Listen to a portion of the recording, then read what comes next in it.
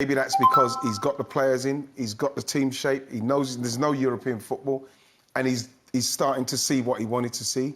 And, like, it's very difficult to say, OK, brilliant, against a Norwich and Burnley, but against a Tottenham side, who still themselves are finding their feet with a new manager and what they're going to do with their midfield, a striker that doesn't seem happy.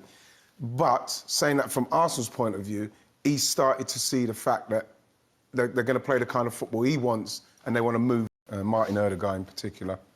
I think that he's somebody that when he came on loan, I thought that we wouldn't have been able to afford him, or someone else maybe of a higher pedigree from where Arsenal are at the moment would try and get him. But for us to get him, and the way he played today and the way he will play for us, like the way he played against Burnley, Norwich, he's exactly what we need. And Thomas Partey alongside him with the pace of Emile Smith-Rowe, Saka, Aubameyang. You know, he is somebody that gets in there and he controls the game, the tempo of the game, gets himself into those clever little pockets of space where he gets, and he's so good with, he's so technically good, he's not rushed, and he always makes the right pass for us. That's what we need. The other side of the story is, what disappointed you the most about Tottenham today? Well, I think on the ball, there was, again, a void of ideas. There was a void of getting through the pitch. We said before the game, when you were talking about Arsenal, you know, a few months back, I was thinking, that's Tottenham at the moment. They're struggling to get out from the back, through the midfield, and then to get their best players on the ball.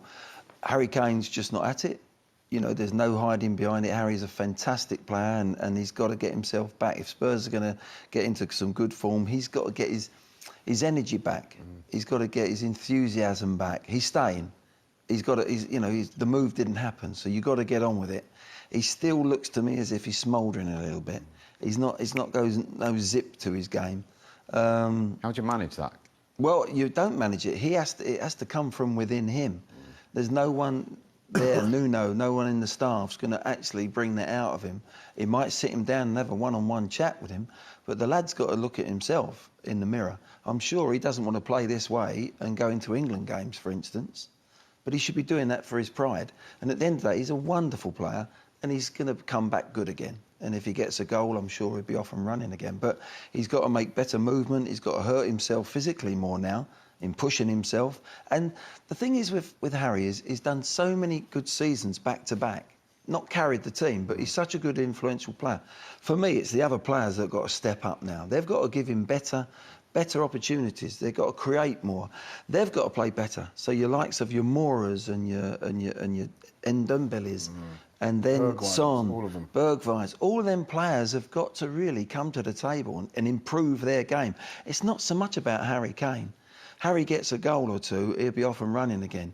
He's got to get his mind right, though. He's got to get his enthusiasm and his love for Tottenham, and all them things have got to come out in his game. But these other players have got to create for him. They've got to do some hard yards for him, because in the last few seasons, it's been on his shoulders. Get it back to the start Arsenal made. I mean, the first goal came so early, and a big moment for Emile Smith-Rowe.